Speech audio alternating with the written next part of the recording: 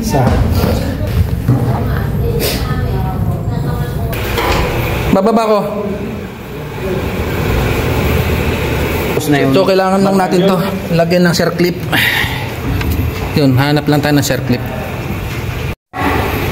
Sabi ko na't magiging problema yung circlip na yun eh.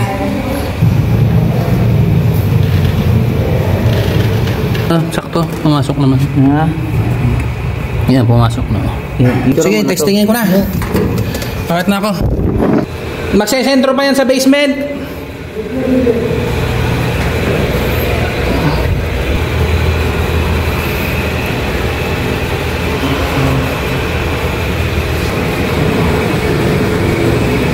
Yun.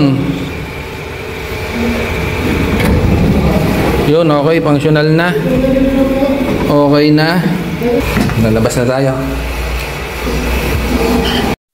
Nagana na po ang ating elevator. Okay na po.